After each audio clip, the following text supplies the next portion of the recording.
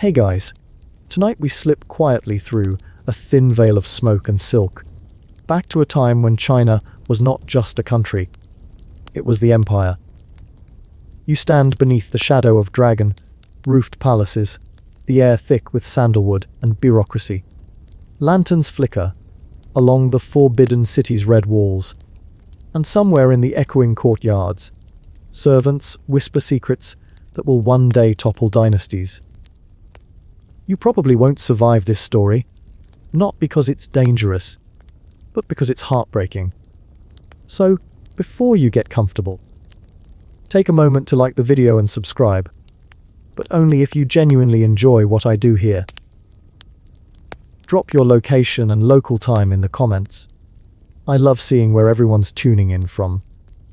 Now, dim the lights, maybe turn on a fan for that soft background hum, and let's ease into tonight's journey together. You find yourself in the mid-1700s, during the absolute zenith of the Qing Empire. The Kangxi and Qianlong emperors have turned China into the envy of the world. The Grand Canal hums with barges, rice paddies shimmer like mirrors, and the empire stretches so far that even the sun seems hesitant to set. You can smell roasted chestnuts on Beijing streets, feel silk between your fingers, and hear the rhythmic chime of bronze coins in merchants' hands. But beneath the splendor, there's something else. A quiet arrogance that only great powers carry before they fall. The Mandarins believe China is the Middle Kingdom, the axis around which all civilization turns. Foreigners, they're barbarians, tolerated for their trinkets and silver. The emperor's bureaucracy is flawless on paper, yet in reality, it creaks with corruption and overconfidence. You sense it as you drift through the corridors of the Forbidden City. Every bow too deep, every smile too careful. Still, the empire's wealth is intoxicating. Porcelain glows like frozen moonlight, jade carvings look alive. The Forbidden City's rooftops catch the morning light like gold scales on a sleeping dragon. To the outside world, this place seems unbreakable. But as history loves to remind you, it's often when a civilization feels most secure that its undoing is already sipping tea nearby. The British are that guest, polite, powdered, and politely predatory. They crave tea, not just as a beverage, but as an obsession. Across the sea, tea is practically liquid fashion. Every household wants it, every merchant bets fortunes on it. But China demands silver in return. Nothing else will do. And the more silver flows east, the more Britain's coffers run dry. You can almost hear the panic brewing in London's, an empire built on profit bleeding wealth into porcelain cups. Historians still argue whether greed or desperation was the real fuel behind Britain's coming choices. But either way, a strange, dark solution begins to form. The British East India Company, half merchant, half militia, starts looking south, to India, where a certain poppy blooms. Its latex sap, when dried and refined, becomes opium, a sleepy poison wrapped in exotic mystique. In China, it's already known but limited, used sparingly as medicine for pain or coughs. But what if it became more than that? What if it became a commodity? You float above Canton, the only port open to foreign traders, and the scene is alive with colour. Junks creak under the weight of cargo, British ships anchor proudly offshore, and onshore, Chinese officials pretend not to notice what's really changing hands in the shadows. At night, sailors trade silver for bricks of brownish resin. The smell of salt and smoke mingles in the humid air, and the first spark of addiction flickers quietly in the dark. You lean over a parapet, watching the city breathe. Somewhere below, a scholar coughs into his sleeve, wary from the opium pipe that promises relief from his stress. Somewhere else, a dock worker lies on a straw mat, eyes half closed, whispering of strange dreams filled with endless horizons. The empire still marches on.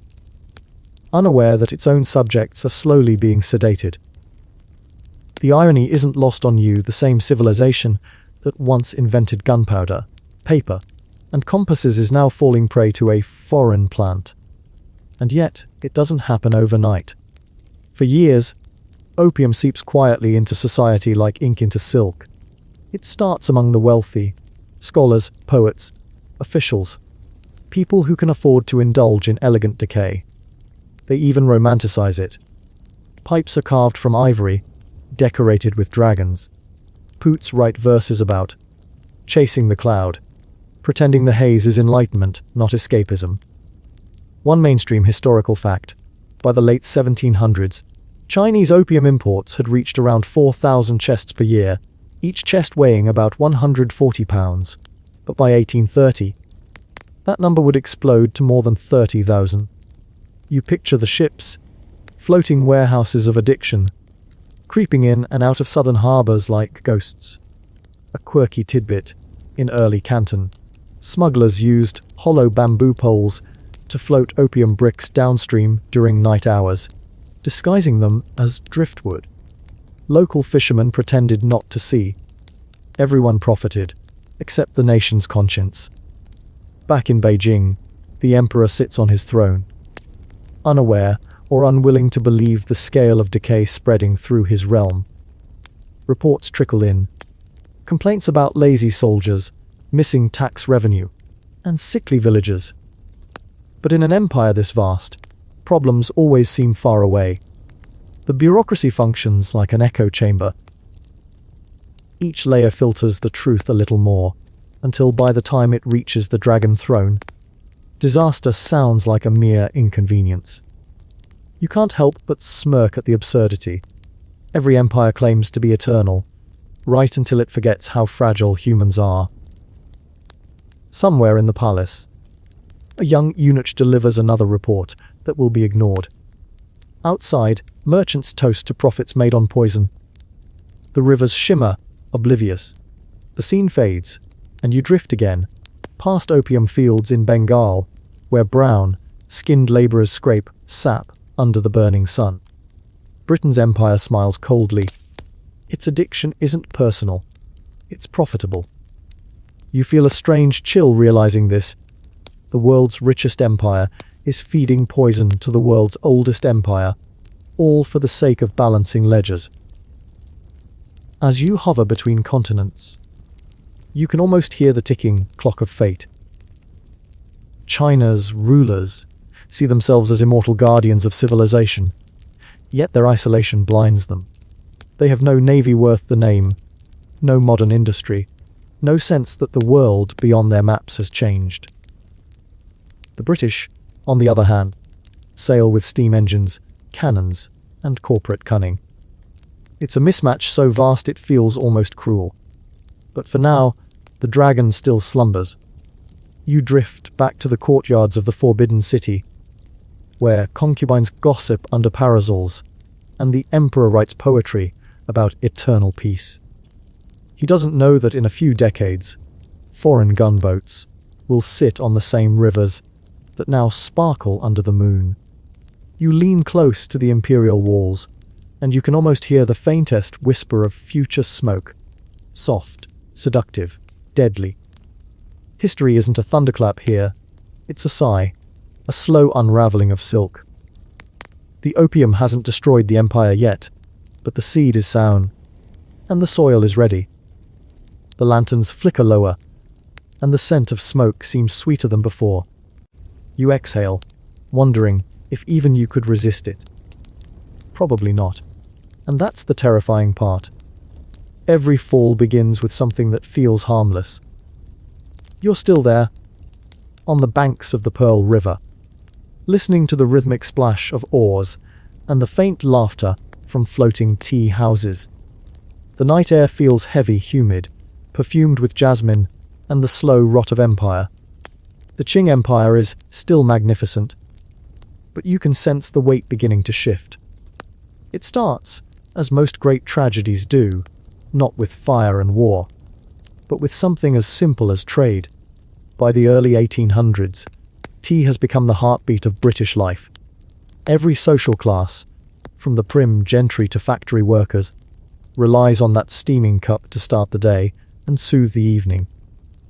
Tea time isn't just a ritual, it's identity. But here's the problem. All that tea must come from China, and China doesn't want anything Britain is selling. You imagine British officials in London, pacing their offices, frustrated that their silver reserves are vanishing into Chinese teacups. So you follow a ship across the Indian Ocean, sails billowing against the monsoon winds. Inside the hold are crates of silver, bound for Canton. The sailors joke about it, how Britain is being blend dry by leaves. You can almost hear the sarcasm in their voices. The East India Company, that strange hybrid of merchant greed and imperial power, knows it can't keep this up forever. So, it looks for something China will buy, something addictive, something irresistible. Historians still argue whether the company's directors truly grasped the moral cost of what they were about to unleash, or whether they simply chose not to care. But the result is the same. They flood China's southern ports with opium grown in Bengal. A trickle becomes a stream becomes a flood, and soon silver stops flowing east. It starts flowing west, into British pockets. You drift through the Canton trading district, the 13 factories. Those foreign warehouses huddled along the riverbank, each flying a different flag. You can smell ink and oil paint from British clerks drafting contracts by candlelight. The air buzzes with voices. Portuguese, Cantonese, Persian, an empire of trade compressed into one chaotic neighborhood. And yet, despite the noise, there's tension. The Chinese officials enforce strict trading laws. No foreigners allowed inland. No direct contact with the imperial court, and certainly no smuggling. But laws are only as strong as those paid to enforce them. A few coins in the right hands, a polite bow, and suddenly chests of opium are rolling off ships under cover of night. You walk among the smugglers, lean men in cotton tunics, sweating under the moonlight as they haul crates marked tea or spices. They exchange knowing looks, silent agreements sealed with fear and silver. The opium is ferried upriver, stashed in bamboo rafts, hidden in warehouses that smell faintly of honey and rot. Some say the smell itself was addictive, like the ghost of sweetness. A mainstream historical fact, by 1820, opium had replaced silver as Britain's primary export to China, balancing the trade deficit almost overnight. But it wasn't just economics. It was psychological warfare, disguised as commerce. You can feel it in the rhythm of the streets, more pipes, more coughing, more glassy eyes staring into nothing. And here's a quirky tidbit you'd never expect. Some Chinese scholars at the time actually tried to argue that opium might strengthen moral discipline if used moderately, comparing it to wine in ancient rituals. You can imagine the sarcasm dripping from history's lips as that idea aged poorly. The empire's moral guardians, of course, notice. Reports flow north. Officials warning that silver is vanishing from local treasuries, that men abandon their fields, that soldiers are falling asleep at their posts. You walk alongside one such courier, galloping toward Beijing, with a letter sealed in vermilion wax. He rides for days, weeks, through mountains and plains, until finally he reaches the city of walls and whispers. Inside the forbidden city, the Daoguang emperor reads the reports in the flickering lamplight. He frowns, taps the scroll with his sleeve, and mutters to an advisor, "Why would my subjects desire such poison?" His ministers bow deeply, murmuring platitudes, assuring him it's an isolated matter. You watch the emperor sigh, close the scroll, and turn to his tea. The irony is almost unbearable. Outside the palace gates, silver becomes scarce. Prices soar. Farmers can't pay taxes. Local officials embezzle what remains, blaming drought or bandits. You walk through a market in Guangzhou and see the chaos firsthand. A farmer trades his family's last jewelry for a few taels of silver. Behind him, a British merchant counts coins, smiling politely. There's another layer though, one that history often forgets.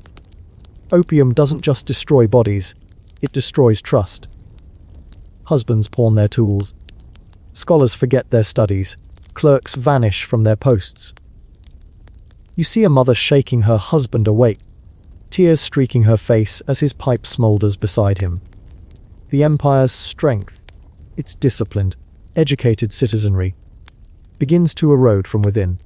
Still, you can't help noticing how subtle it all is. There's no war, no rebellion, no thunderclap. Just a slow hollowing. You're reminded of wood, eaten by termites. It looks solid until one day it crumbles under its own weight. One evening, you drift into a Canton opium den. It's quiet inside, smoke curling lazily toward the rafters. Men recline on bamboo mats, their faces illuminated by the faint glow of oil lamps. The room smells faintly of sugar and death. A musician plays a sorrowful tune on an erhu, and for a brief moment, you almost understand the appeal. Peace, numbness, escape. But when you step outside, the stars seem dimmer, the air heavier. The empire that once built the Great Wall now builds smoke houses. The opium dream has become a nightmare in slow motion. In London, meanwhile, traders toast to success. The East India Company's ledgers gleam with black ink. Parliament members sip tea and congratulate themselves on balancing trade. Nobody speaks of the hollow eyes in Canton, or the silver famine creeping through Chinese markets. Empires rarely see the blood beneath their profits. And yet, even here, the seeds of retribution are growing. A few Chinese officials, moralists, idealists, dreamers, begin to push back. They write essays condemning the poison, circulate petitions, urge the emperor to act. Most are ignored. Some are punished for disturbing harmony. You sense that the old empire still believes it can simply decree away disaster. Historians still debate whether the Qing could have stopped the opium tide early. Stricter laws, better enforcement, even limited legalization. But what's clear is that by pretending the problem didn't exist, they allowed it to devour the heart of their civilization. As you drift above the city one last time tonight, the lights along the Pearl River flicker like dying embers. A British ship unloads cargo under the cover of fog. The smell of salt and smoke mingles with incense. Somewhere inland, a scholar dreams of ancient glories while his silver pipe cools beside him. The dragon hasn't fallen yet, but you can feel its breath weakening. Its scales are still bright, but they're thinning. You whisper to yourself, almost sadly. Every empire thinks it's eternal, until someone figures out how to sell it a dream. You wake to the rhythm of the river again. The Pearl River, soft and sluggish under the dawn light. The mist rolls over its surface like breath, curling between sails and wooden docks. The cries of gulls echo faintly, and somewhere, a gong rings out to signal another morning of trade. But something in the air feels different now, sharper, quieter, watchful. The empire is uneasy. It's the early 1830s, and you can almost sense China trying to steady itself, even as opium continues to seep into its bloodstream. The habit isn't new anymore, it's routine. Pipes are passed in tea gardens, behind temple walls, even inside government offices. Officials who once condemned the habit now quietly indulge, hiding the shame behind silk screens and poetic excuses. The addiction is no longer a scandal, it's a social lubricant. You wander through Canton's back alleys, where the walls sweat with humidity and secrets. Smugglers move like shadows, slipping between warehouses with sacks slung over their shoulders. The British merchants have grown bolder now. Their ships anchor closer to shore, their silver vaults heavier. On the decks, officers in blue coats sip brandy, while Chinese laborers haul crates labeled with lies.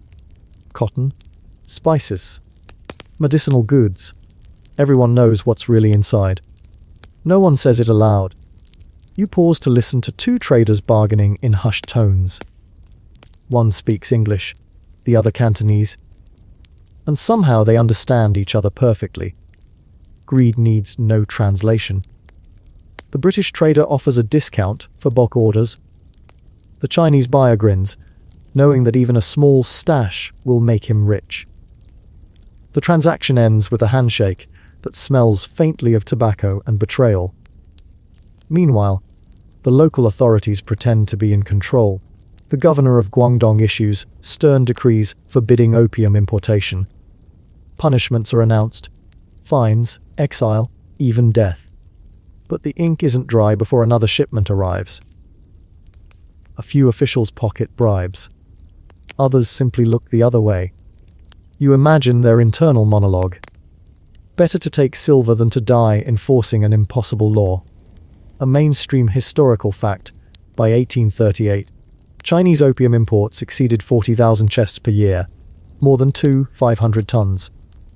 It's an industrial-scale addiction, sustained by an empire that still thinks of itself as morally superior. You can feel the contradiction pulsing in every word of every imperial edict. But let's zoom in, past the trade houses and courtyards, into the lives of ordinary people. You find yourself in a riverside village, where fishermen repair their nets and gossip about the black smoke. One man laughs that opium makes him forget his hunger. Another admits he hasn't caught a fish in days. Their wives watch silently, knowing what comes next: the slow hollowing of their men, the quiet collapse of their families. A quirky tidbit: in some villages, opium pipes were passed around during weddings and festivals as a gesture of generosity, like champagne at a toast. The irony couldn't be thicker if you painted it in gold. You move inland to an opium den carved into the side of a cliff, near a Buddhist temple. Inside, monks who once preached discipline now lie in hazy stillness. The scent of burning resin mingles with incense. You wonder if anyone outside truly believes this empire still stands on virtue. And then there are the smugglers. Men like William Jardine and James Matheson, Scottish traders who see the empire's addiction as opportunity. You picture them at their desks in Macau, writing letters to London filled with cold, calculated pride. The Chinese are buying more each season. One might write. The profit margins exceed expectation. You can practically hear the sound of ledgers turning, ink recording moral decay in tidy columns.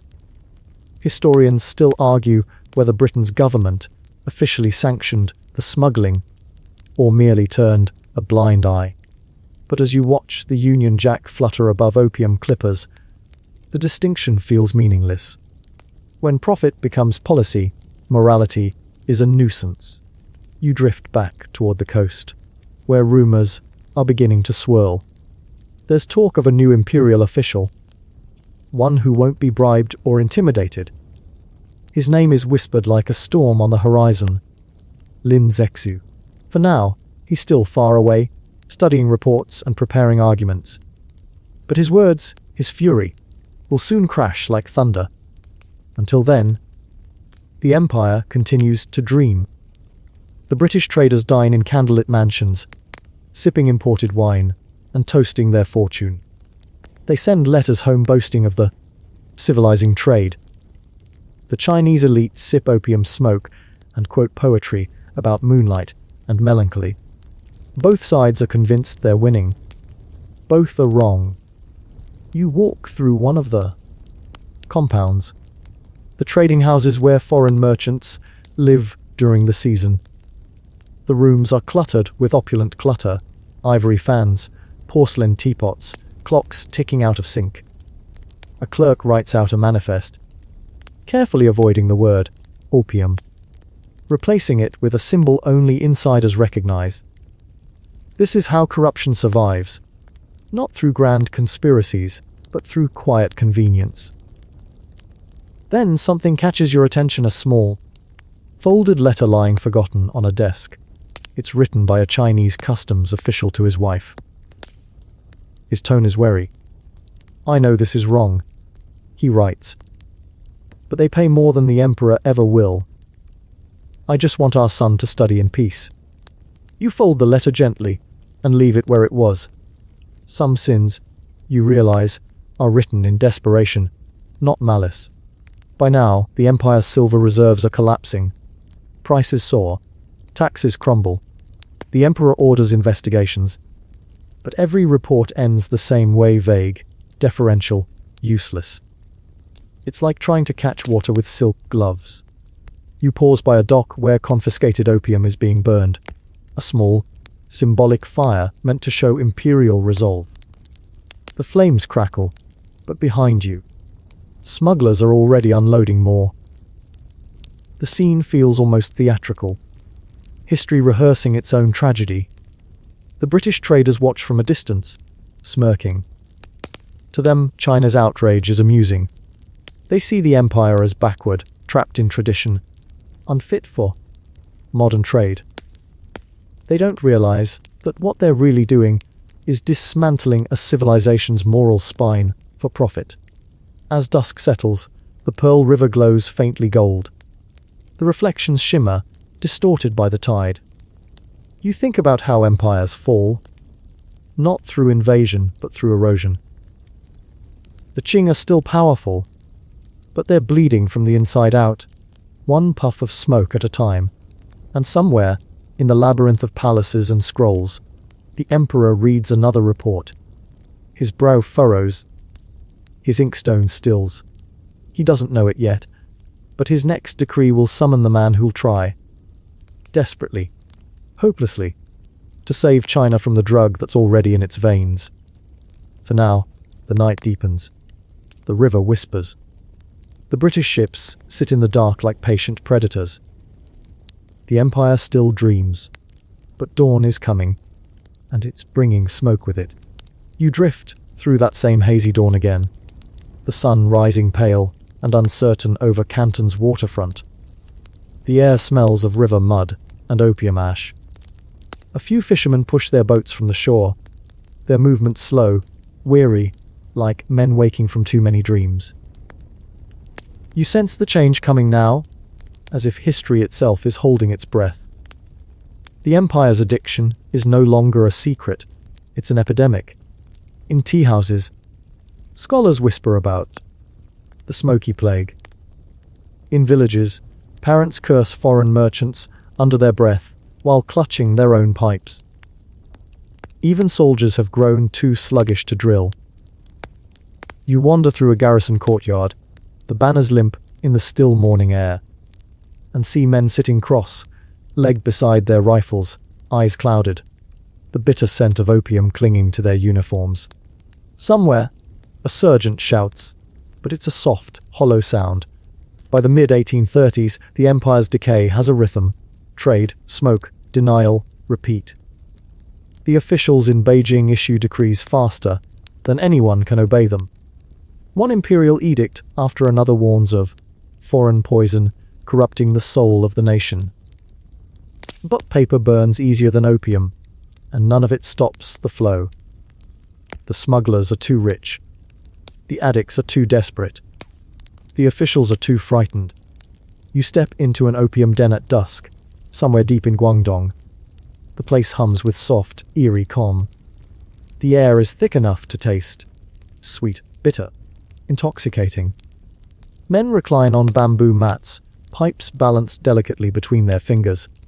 Their faces flicker in the lamplight, ghost pale, their eyelids fluttering like moth wings. A storyteller sits in the corner, whispering a tale about ancient heroes while his audience drifts between waking and sleep. You realize the cruel irony. These men are descendants of generals who once conquered kingdoms. Now they're prisoners of a pipe. a mainstream historical fact by 1839. The Daoguang Emperor estimated that millions of his subjects were habitual users. Government treasuries had lost more than 30 million taels of silver. A catastrophic drain. Silver was the lifeblood of the economy, and now it was bleeding into British vaults by the ton. But the empire's response is divided. Some officials call for total prohibition, others secretly advocate legalization and taxation. Historians still argue whether legalization might have slowed the smuggling or simply legitimized corruption. What's certain is that indecision becomes its own kind of surrender. You follow one official in particular. Lin Zexu, governor of Hunan, scholar, reformer, a man who actually believes words can save empires. You watch him reading reports late into the night, his brush moving furiously across scrolls. He writes with anger, but also sorrow. His arguments are moral, not political. To poison one's own people for profit is to betray heaven itself. When the emperor reads those words, something inside him finally shifts. In 1839, Lin Zexu is summoned to Canton with full imperial authority to eradicate the opium trade, root and branch. You can almost hear the collective gasp among British merchants.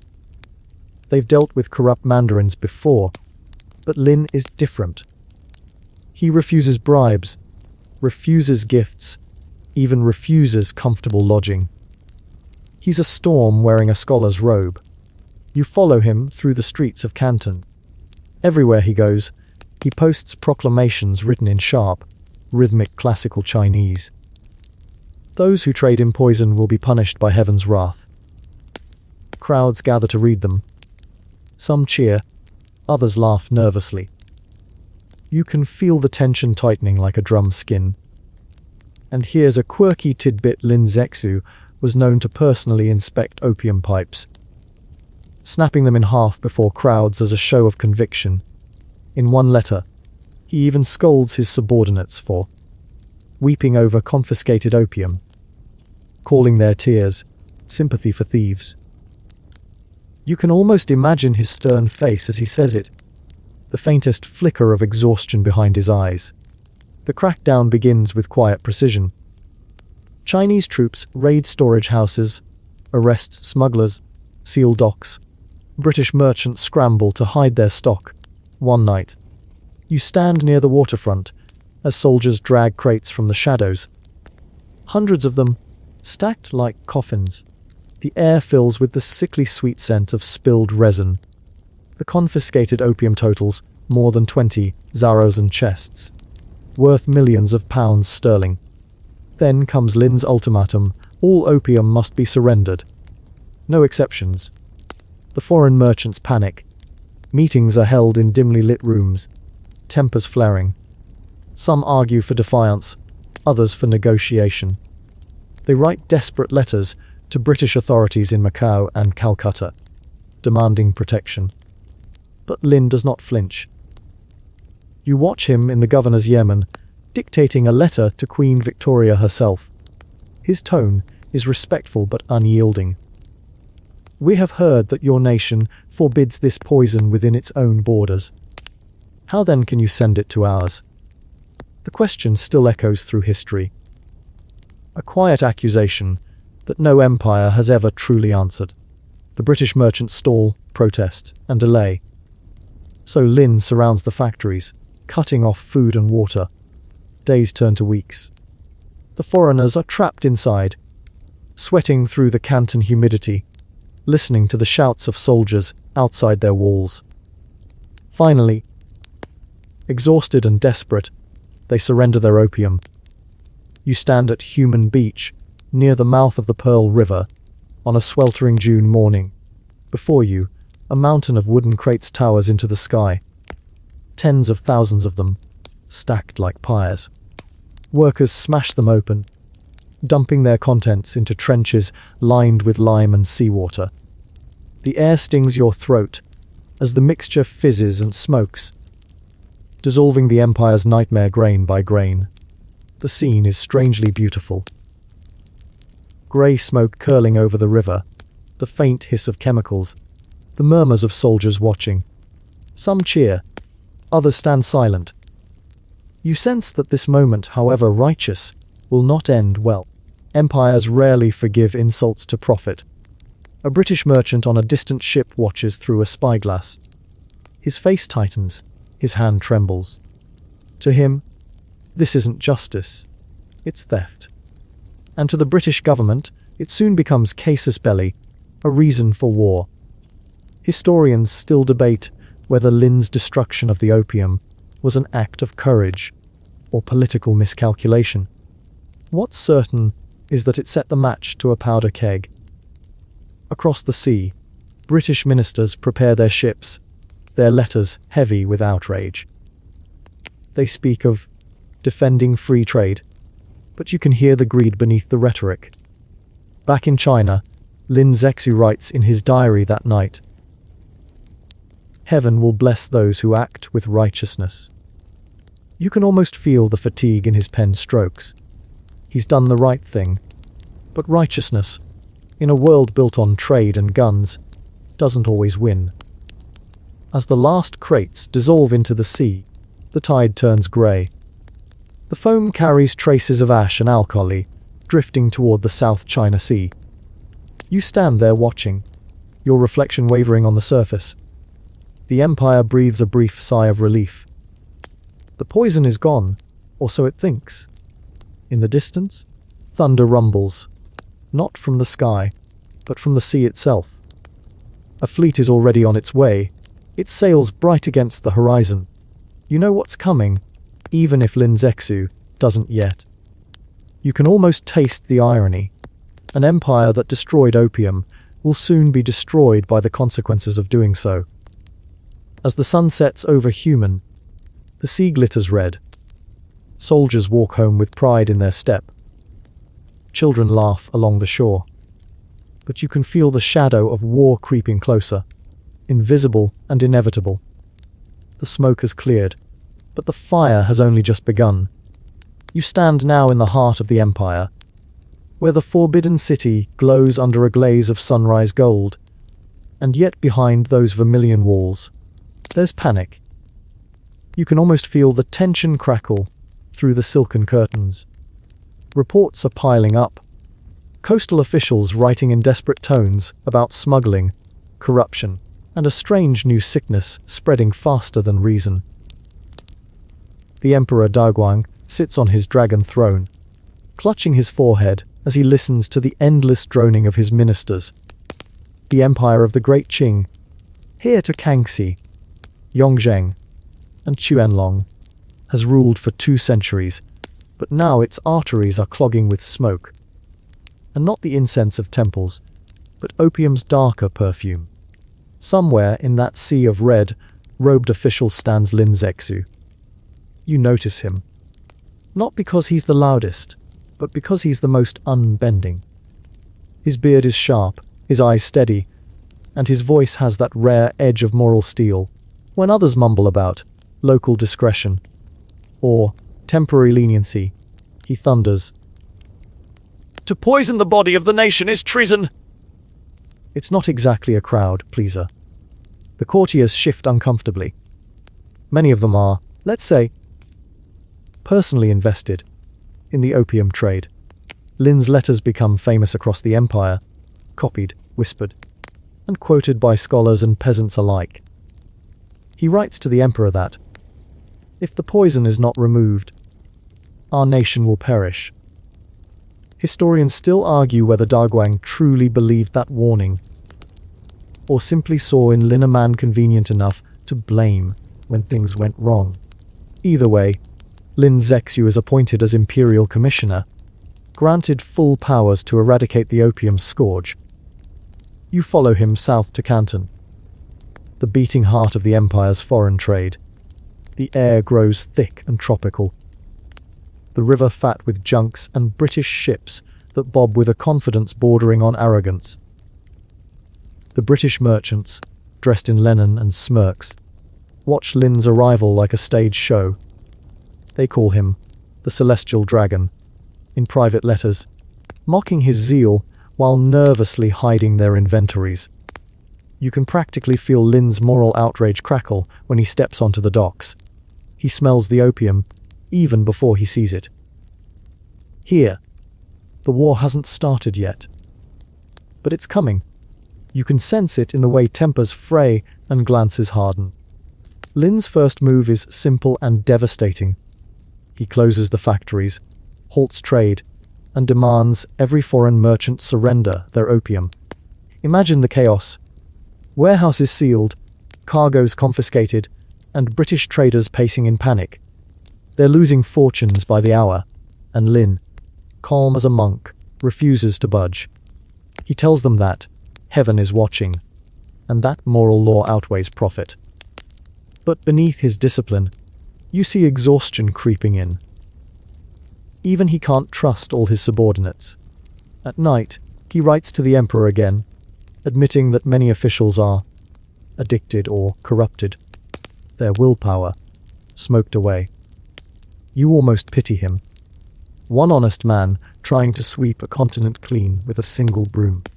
Yet somehow, he holds the line. Then comes the infamous letter. Lin writes to Queen Victoria herself, a rare act of bold diplomacy. He appeals to her conscience, asking how Britain could sell a drug it would never allow within its own borders. Surely, he writes, you cannot wish to profit from the destruction of another people. It's a letter both noble and naive. The Queen, of course, never replies. Some historians debate whether she even saw it. Others say the letter was buried somewhere in the bureaucracy, like a moral grenade no one wanted to touch. In Canton, though, Lin's patience wears thin. He summons the foreign merchants to the public square. The scene feels biblical. Rows of trembling men, chests filled with opium, soldiers standing ready with torches. The British merchant leader, Charles Elliot, pleads, bargains, even threatens. But Lin's answer is stone surrender every chest, or never trade again. Over 20,000 chests of opium pile up under the humid sky, each one worth a small fortune. You stand beside Lin as he surveys the mountain of destruction, the faces of the merchants pale and glistening with sweat. The empire holds its breath. Then Lin gives the order. The soldiers break the chests, pour their contents into trenches, and flood them with lime and seawater. The black sludge hisses, bubbles, and runs off into the sea. The scent of opium lingers, a sickly, sweet ghost rising into the wind. Somewhere offshore, the British ships look on, their captains furious, helpless, already planning vengeance. It's one of those moments you feel history tilting on its axis, a moral act on one side, an economic insult on the other. For Lin, it's a victory of righteousness. For Britain, an act of war. And for you, watching from the docks, it's like seeing a match struck over a field of dry grass. Lin doesn't celebrate. He walks home through the humid dusk, his robes clinging to his skin, his mind heavy. He knows the British won't forget this. He knows their gunships outmatch anything the Qing fleet can muster. But he also knows that to bow now would mean the Empire's soul is already lost. In one of his diary entries, he writes, "I would rather die than live in shame." It's strange. Amid all this righteousness, a quiet irony hums. The same empire that once considered itself the Middle Kingdom, moral center of the world, is now dependent on an outsider's drug. The scholar in you can't help wondering, was it opium that weakened China? Or was it the pride that refused to adapt? Historians still argue whether Lin's hard stance was bravery or tragedy in motion. And as night falls over Canton, you watch the waves carry traces of that dissolved opium out toward the horizon, like a black omen drifting west. Lin Zexu stands alone on the shore, his silhouette framed against the dim lanterns of departing ships. Somewhere, deep inside the imperial court, the first notes of war are already being composed. polished, sealed, and waiting to be played in cannon fire. You can't help but think, if Lin had chosen compromise, maybe the war could have been delayed. But compromise never was the Chinese way. Not then, not for him. And so, the tide turns, the smoke thins, and the empire prepares for its reckoning. You're still in Canton, the sea mist curling like dragon's breath around the masts of anchored ships. The year is 1839, and the air is thick, not just with humidity, but with tension sharp enough to taste. The last of the opium has been destroyed at Human, and the British traders have sailed out into the harbour, their pride as wounded as their wallets. You can almost hear the whispers from their decks. Words like onslaught, retaliation, war. The Empire doesn't know it yet, but the First Opium War has already begun in spirit, even before the cannons fire. Lin Zexu stands by the shore, robes soaked with salt spray, watching the horizon. Somewhere out there, British ships are gathering. Not merchant vessels this time, but warships, black and iron-mouthed. The Commissioner's success, his moral victory, has awakened something monstrous. He's written his reports to the Emperor with calm precision. The foreign merchants have surrendered their poison. The people are safe again. Yet even he feels the tremor in his gut. The kind that says the gods are far from finished. When the first British cannon roars, it's almost anticlimactic. A single boom that echoes through the harbour, scattering seabirds into the sky. You flinch. It's not just a sound, but a message. Britain's patience has ended. Within days, a handful of sleek, smoke-belching gunboats reduce entire coastal forts to rubble. You watch the defenders scramble, armed with matchlocks and courage, hopelessly outgunned. The Qing soldiers fire back, their cannonballs bouncing harmlessly off iron hulls that look like floating fortresses. Historians still argue whether the Empire ever stood a chance. Some claim the Qing lost before the first shot. Too proud to modernize, too blind to see that the world had already changed. Others insist that Lin Zexu's purity of purpose doomed him. That moral clarity, however noble, means little against gunpowder and greed. The fighting spreads like spilled ink. From Canton to the coastlines of Zhejiang, the British fleet sails north, enforcing free trade, with flaming cannonballs. You follow them to the Bogue forts, the gateways to the Pearl River. The Chinese defenders are brave but disorganized. Their gunpowder is damp, their cannons misaligned. You can smell the acrid smoke, the iron tang of burning ships. Bodies drift on the tide, uniforms soaked in salt and shame. And yet, even amid the chaos, there's a strange quietness inside Lin's mind. You watch him pacing through his command tent at night, the lamplight flickering across scrolls of reports. He still believes that moral righteousness will move heaven, that the Emperor's virtue will summon cosmic justice.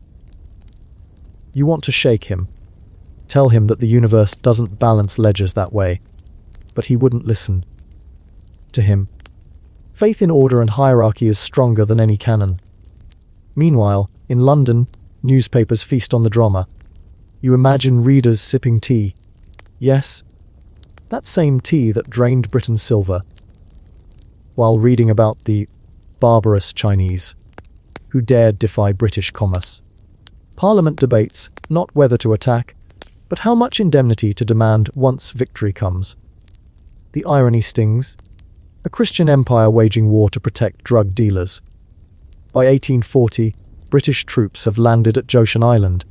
It falls in days.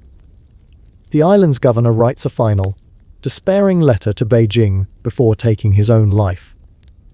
In the imperial capital, news arrives weeks late, carried by exhausted messengers. The court freezes.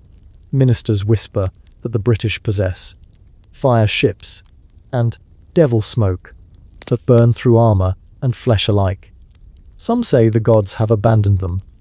Others, more practical, suggest the empire send someone, anyone, to negotiate. But the emperor is furious. You picture him storming across the Hall of Supreme Harmony, silk sleeves billowing. He orders Lin Zexu demoted, blaming him for provoking disaster.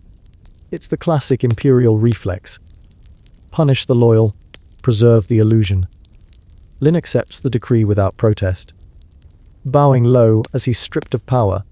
For all his integrity, he's still a man bound by obedience.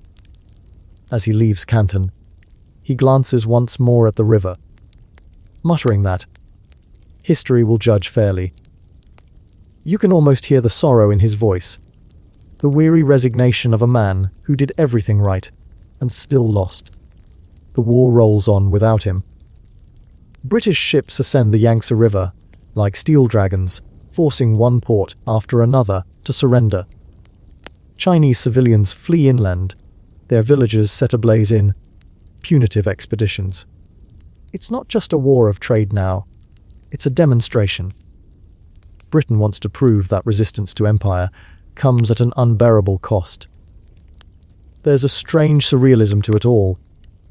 You find yourself in the city of Zhanjiang, watching a British Marine pour himself a cup of tea in a captured Chinese governor's mansion, sitting beneath a portrait of Confucius. The contrast is obscene. Discipline and destruction, civility and cruelty intertwined. He toasts his comrades and mutters, all this for tea and dope. You can't help but laugh, bitterly. At least someone understands the absurdity. When the British finally reach the outskirts of Nanjing, the war is already decided. The Chinese troops are starving, disease runs rampant, and morale is dust. The empire's great rivers, once symbols of life and harmony, have become invasion highways. The Qing generals beg for peace. You stand with them in the humid heat of August 1842 as they face the British delegation aboard the warship Cornwallis. The meeting feels less like diplomacy and more like surrender wrapped in ceremony. The British demand 5 treaty ports, extraterritorial rights for their citizens, and, most humiliating of all, the cession of Hong Kong Island. The Qing negotiators, their faces pale as parchment, sign without a word.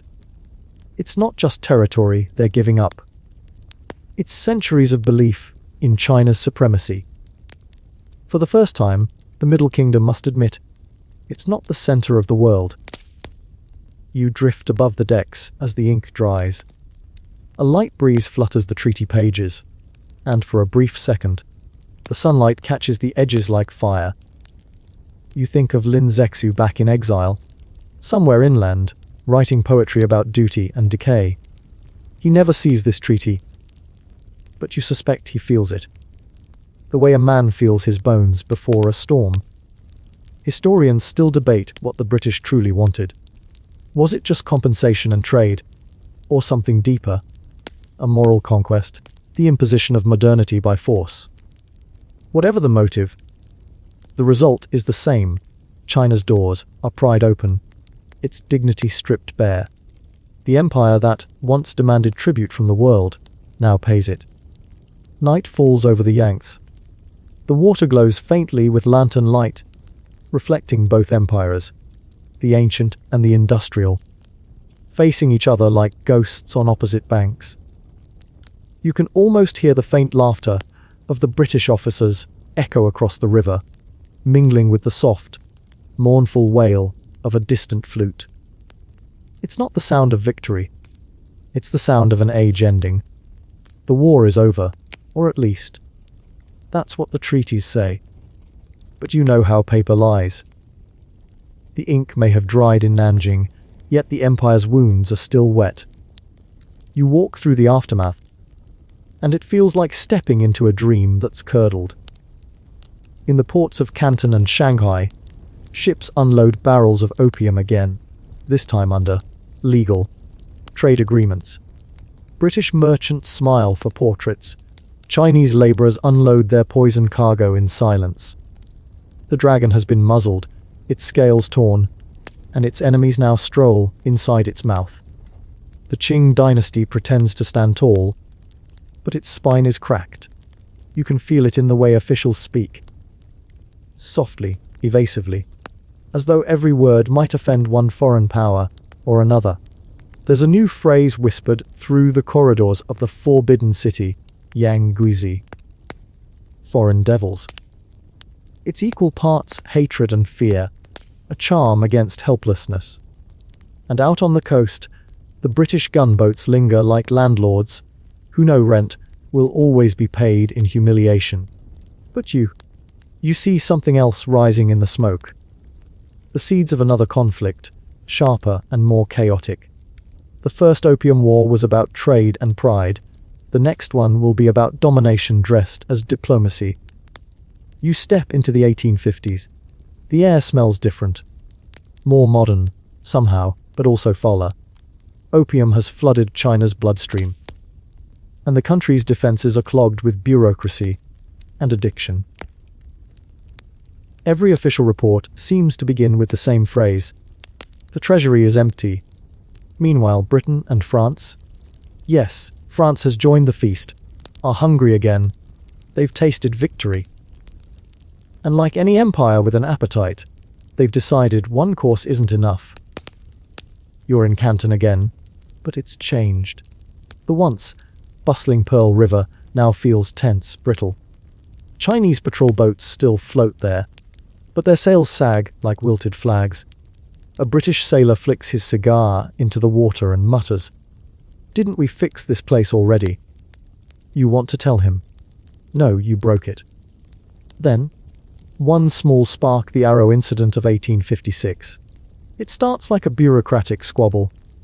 A Chinese police raid on a Chinese-owned, British, registered ship accused of piracy and smuggling. But Britain seizes on it like a divine excuse. "Violation of the treaty!" they shout, conveniently forgetting they wrote those treaties themselves. Soon, the cannons thunder again. You feel the shockwave through your chest as shells scream into Canton's defenses. The city burns, the night sky turning copper with flame. The British and French now call it the Second Opium War, though that's almost a polite understatement. It's less a war than a public beating. Lin Zexu is gone by now, buried quietly in his hometown, far from the sea that betrayed him. But his ghost must be restless. The empire he tried to protect is being carved again, its dignity drowned under another wave of foreign smoke. This time, the Europeans march inland. You walk with them as they push past the coast, through villages that have never seen a white face before. The locals stare at them in silent shock. Soldiers in blue and red coats set up tents beside temples older than their entire civilization. They shoot at banners bearing dragons, and then pose for sketches, as if conquest were a sightseeing trip. By 1860, they reach Beijing. You stand before the gates of the Summer Palace. Yuan, a paradise of marble bridges, silk pavilions, and gardens so intricate they seem imagined. It's the heart of Chinese art, philosophy, and pride. And within days, it becomes a bonfire. British and French troops loot it first, stuffing pockets with jade, scrolls, and clocks.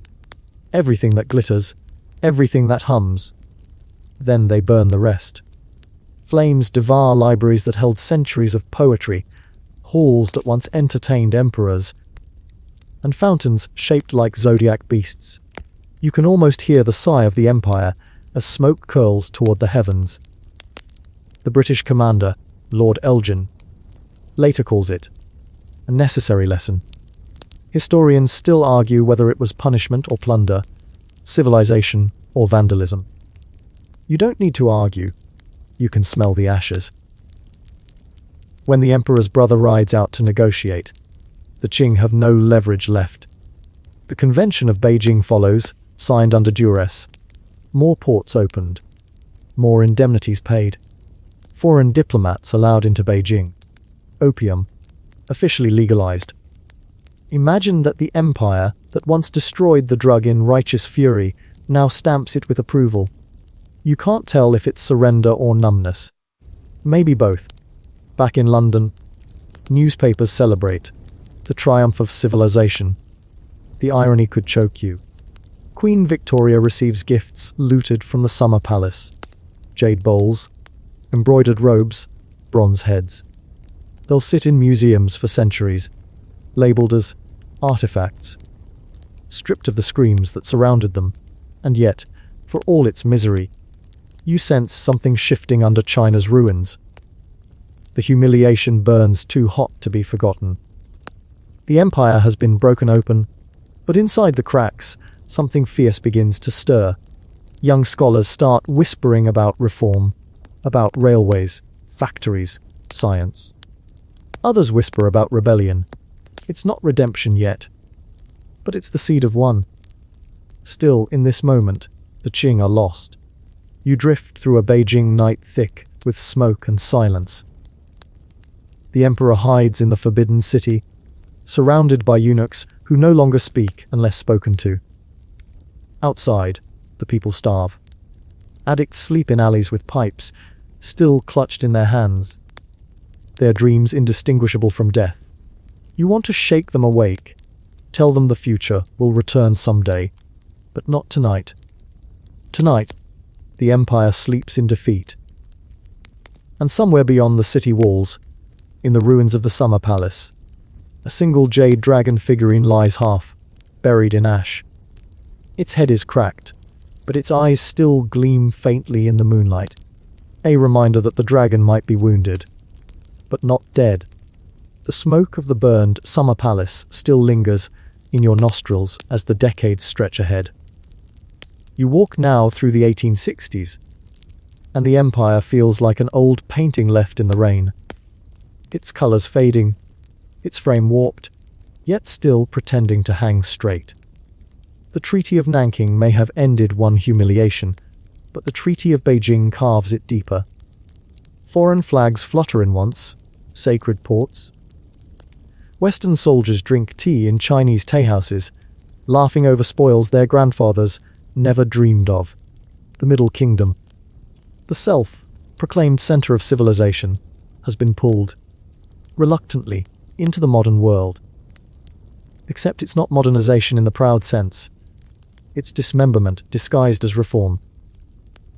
You walk through Shanghai, and you hardly recognize it. British, French, and American sectors slice the city into little colonies. Gas lamps glow on streets named after London avenues, and opium dens sit quietly beside churches. A priest preaches salvation, while a sailor smokes himself into bliss next door. Historians still argue whether these treaty ports were progress or infection. The foreigners brought railways, telegraphs, and factories. Yes, but each one ran on China's humiliation. Every cable, every whistle was a reminder. This was no longer an empire of equals. You drift past the harbour, where the Union Jack and tricolor snap in the wind. Western merchants count their silver, and local compradors, Chinese brokers working for them, argue over profit margins. A few of them get rich, absurdly rich, and you can almost hear the resentment bubbling among the ordinary people. Traitors, some whisper. Survivors, others reply. Somewhere inland, peasants suffer under taxes that never seem to end. The silver flowing out of the country to pay foreign indemnities bleeds the treasury dry. Soldiers go unpaid. Officials take bribes. And opium, oh opium, flows like a river through every social class. It's not the forbidden sin it once was. It's a habit, a ritual, a national sigh. You see addicts reclining in teahouses, their eyes glassy, their pipes clutched like prayer beads. In Beijing, the court tries to regain control. The Xianfeng emperor is dead, leaving behind a power vacuum filled by one woman, Empress Dowager Cixi. You find her in a candle-lit chamber, her gaze sharp, her voice calm as she dictates orders. Cixi is no fool. She understands power the way predators understand silence. She will rule from behind the curtain, playing ministers like chess pieces, manipulating reform and tradition in the same breath. Still, even she cannot undo what the treaties have done. The empire's sovereignty is now shared property, and the West holds the larger share. The Qing court signs more agreements, each one a euphemism for surrender. Russia claims the Amur territories. France claims parts of Vietnam. Britain, of course, keeps Hong Kong and grows ever bolder. And yet, amid this humiliation, something fascinating happens. Curiosity. Western science, weapons, and machines mesmerize the younger generation of Chinese scholars. They whisper about self-strengthening, a movement to borrow the West's tools without adopting its soul. Learn the superior techniques of the barbarians. One reformer writes, to resist the barbarians. You walk through arsenals and shipyards where Chinese engineers study under European instructors. Steam engines rumble in the distance. The clang of iron echoes like a heartbeat. It's not enough to turn the tide, but it's a start. Still, the contradiction bites deep. You can't modernize your enemy's way and remain untouched. A few open-minded scholars, like Feng Gufen and Zheng Gofen, see it clearly. They urge the court to reform the examination system, build schools, and embrace industry. But most officials laugh them out of the hall. What use are machines? They sneer. When heaven decides our fate.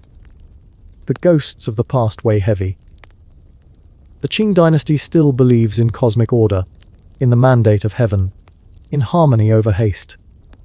But harmony doesn't build railways. It doesn't stop ironclad warships.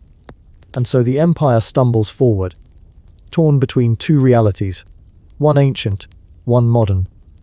You walk through a railway construction site near Tianjin, where peasants hammer spikes into wooden ties. They mutter that the trains disturb the dragon veins beneath the earth, bringing bad luck. Some tear up the rails at night to heal the land. It's almost tragic, this collision of faith and steel. Meanwhile, Western powers carve deeper. Concessions multiply like parasites. The British take the new territories. The French plant their flag in southern provinces. Even Japan, once a student of China, now eyes its old teacher with ambition. The word modernization becomes both a hope and a curse. Reformers quote Western philosophers, while their elders cling to Confucius. You overhear arguments in teahouses that sound like prophesy. We must change or perish. In 1894, change arrives with a roar. The First Sino-Japanese War. You're there on the coast of Korea, watching Chinese troops in faded uniforms facing sleek, modern Japanese soldiers. The outcome is brutal, inevitable. Japan wins decisively. The world watches in shock. The student has defeated the master. The Middle Kingdom collapses not from drugs this time, but from denial. Another treaty follows, another humiliation. Taiwan is ceded to Japan. The Chinese navy is gone, its ships rusting or surrendered. The opium that once numbed the empire's pain now seems merciful compared to this sober agony. Yet somehow, in the wreckage, you feel a pulse. Newspapers spring up, written in both Chinese and English, carrying radical ideas. Words like constitution, republic, and national renewal slip into the vocabulary. Students debate Western thinkers late into the night, their eyes burning brighter than the lamps above them. Historians still argue whether the self-strengthening movement was a failure or a rehearsal, slow awakening after centuries of sleep. But one thing is clear, the humiliation of the Opium Wars lit a fire that wouldn't die. You end this section walking through a Shanghai street at dusk. The gaslights flicker on, rickshaws clatter past Western carriages. A phonograph hums in a cafe, and somewhere a pipe gurgles as an old man exhales his last wisp of smoke. Above him, in a second-story room, a young poet writes about freedom and shame, about the dream of a nation reborn. The empire still breathes, faintly, but the smoke around it has begun to thin. You step into the 1890s, and China feels like a ghost walking through its own house. The Qing dynasty is still standing, but only because no one's bothered to push hard enough to make it fall. The opium dens are full again. Men and women curled like question marks in shadowed corners, the air dense with that sweet, rotting perfume of despair. You can almost taste it when you breathe. It's not rebellion in the air anymore. It's resignation. The empire's rulers try to rebuild their pride, but every attempt feels hollow. The self-strengthening reforms of the past decades have produced shiny new arsenals and telegraphs, but no unity. Bureaucrats still bicker about ceremonial ranks while foreign powers divide Chinese land like a feast. You drift over a map spread out on a Western diplomat's desk. Colored lines, dotted borders, little flags pinned into provinces that once bowed to no one. You can't help but notice the irony once. China demanded tribute from the world. Now, the world demands rent from China. Shanghai, Tianjin, Guangzhou, each has become a hybrid of East and West. Neon lights begin to flicker. Carriages rattle over cobblestones, and Western fashions creep into Chinese wardrobes. A scholar quotes Mencius 1 minute, then checks his pocket watch the next. The contradiction is almost poetic. But beneath the surface of silk and industry, rage is brewing. The peasants are crushed under taxes, the workers under wages, the intellectuals under humiliation. The opium epidemic has become a kind of quiet genocide. The empire's heart beats slower every year, then, like a spark in a powder keg. The 100 Days Reform of 1898 erupts. You're in Beijing when it begins. The Guangxu emperor, still young and idealistic, looks at the shattered state and decides it's time for rebirth. He summons reformers, men like Kang Yuai and Liang Qiukao, bright minds who dream of a constitutional monarchy, modern education, and industrial revival. For a brief moment, hope flickers through the Forbidden City's dusty halls. Factories open, schools teach Western science, and new newspapers whisper about change. You can almost feel the empire inhale, just once, ready to live again. But hope has a habit of offending power. Empress Dowager Cixi, watchful, calculating, ageless in her authority, sees the reforms as a threat to her control. To her, the emperor is still a boy playing with foreign toys. Within months, she strikes back. Troops loyal to her storm the palace. The emperor is imprisoned, and the reformers flee or die. The 100 days end like a candle snuffed out in wind. Historians still argue whether Cixi saved or doomed China that day. Some say she preserved stability, others that she strangled the last chance for peace. You, standing in the courtyard as soldiers drag away reformers in chains, just hear the quiet sound of an empire giving up again. And yet, something shifts. The ideas don't die, they scatter. Students carry them to Japan, to Europe, to secret societies that meet by candlelight in Shanghai. The smoke of opium is now joined by the smoke of rebellion. You step into the dawn of 1900, and the world feels electric. The foreign powers, France, Germany, Russia, Japan, have carved their spheres of influence. Churches rise beside temples. Missionaries convert peasants while soldiers protect them. The resentment boils over in the countryside, where famine and superstition twist together into something feral. You find yourself in Shandong province, where the Boxer rebellion begins, not with speeches, but fists. Farmers, martial artists, wanderers. They call themselves the righteous and harmonious fists. They believe their rituals make them immune to bullets. They chant, "Support the Qing, destroy the foreign." the irony isn't lost on you. Peasants fighting for an empire that's already betrayed them. The movement spreads like wildfire. Churches burn, missionaries flee, and foreign diplomats huddle behind barricades in Beijing. The Qing court hesitates, terrified and tempted. Then Cixi makes her fateful decision.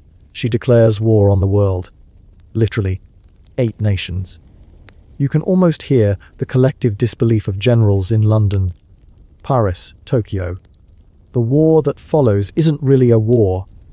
It's a massacre. The 8-nation alliance, Britain, France, Germany, Russia, Japan, the US, Italy, and Austria-Hungary, marches into China with rifles, artillery, and vengeance. Beijing falls within weeks. Looting, executions, fires. The empire's capital becomes a playground for victors. You walk through the ruins of the city. The streets reek of ash and perfume.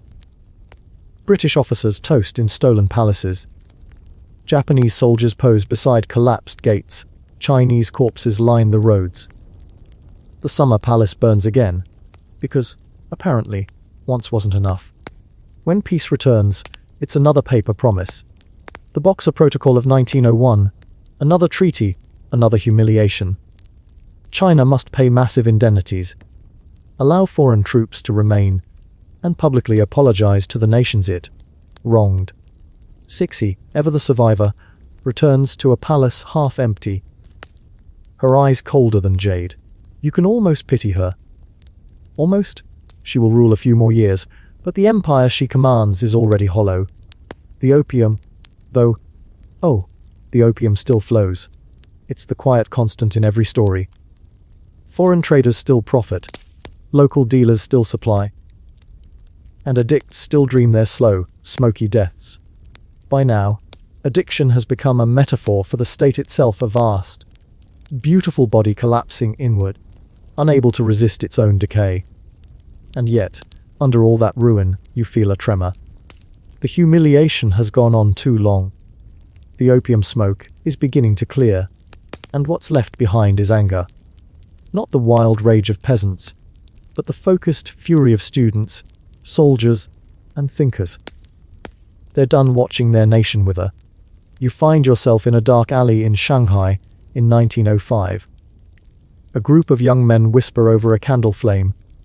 They speak of revolution, of a republic, of ending the dynasty once and for all. One of them mentions a name you'll come to know well. Sun Yat-sen.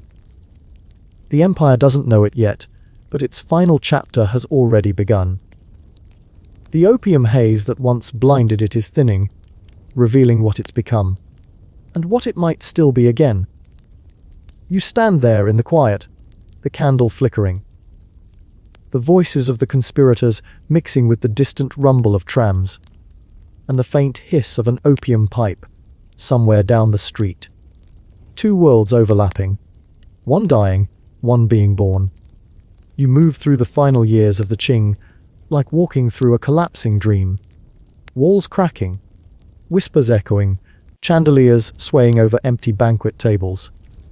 The year is 1905, and you can feel something in the air, not opium smoke this time, but electricity. The empire is dying, yes, but it's taking its time about it, and in that long, slow death, something new is forming. China's youth have had enough. They're tired of watching foreign soldiers strut through treaty ports, and of seeing their elders beg for scraps of dignity.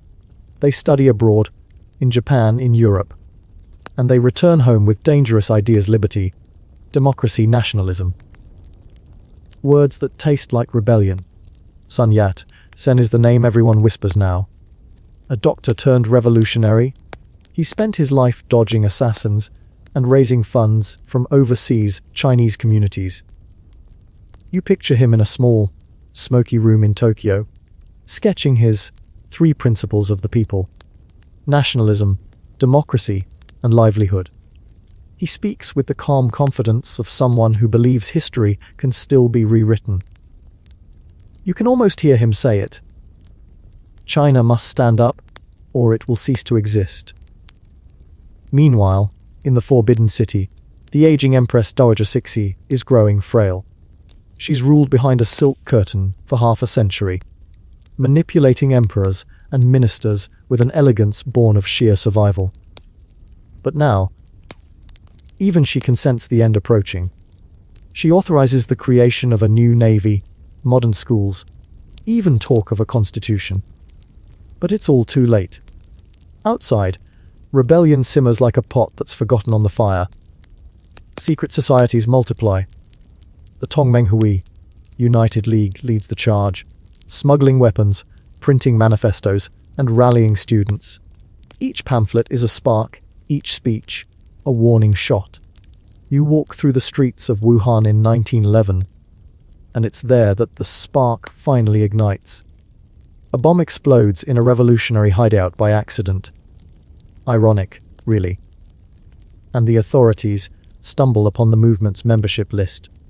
The conspirators, realizing they're doomed, decide they might as well fight. And just like that, the Xinhai revolution begins. You can almost smell the gunpowder in the humid air. Soldiers in the new army. Modernized troops trained in Western methods. Mutiny against the Qing. They seize the city's arsenals and telegraph offices. The rebellion spreads like wildfire, province to province, faster than anyone imagined possible. Governors defect, generals hesitate, and the Qing's command structure, so dependent on loyalty and fear, crumbles overnight. When word reaches Beijing, the court is paralyzed. The Empress Dowager is dead now, and the child Emperor Poi sits bewildered on the throne, barely 6 years old, while the adults argue about whether to flee or fight. You can imagine the scene: dragon thrones, trembling ministers, and somewhere outside, the echo of gunfire closing in. Historians still argue whether the Qing fell to revolution or exhaustion. Either way, by early 1912, it's over. The last dynasty that once ruled a quarter of humanity signs its abdication papers. The empire, born under banners and dragons, ends under the stamp of a child's seal. You stand on the steps of Nanjing, watching the dawn rise over a new flag, a red field, a white sun, 12 rays. The Republic of China is born. People cheer, cry, hug strangers. For a fleeting moment, the opium haze that had clouded the empire for a century seems to lift. But freedom, like smoke, is hard to hold. Sun Yat-sen becomes provisional president, but soon steps aside for Yuan Shikai, the most powerful general in the country. Yuan promises stability, modernization, and respect for the republic. You can almost believe him, until he crowns himself emperor in 1915. You sigh. Old habits die hard. The nation fractures again, into warlord territories, each ruled by its own petty king. Some wear Western uniforms. Others ride on horseback like medieval lords. The opium trade thrives amid the chaos. Warlords use poppy cultivation to fund their private armies, and addicts return to the streets in droves. China, newly reborn, finds itself choking on the same poison that destroyed its empire. You walk through Sichuan's misty hills, where peasants pluck poppy petals with calloused fingers. The fields glow red at sunset. A beautiful, terrible sight.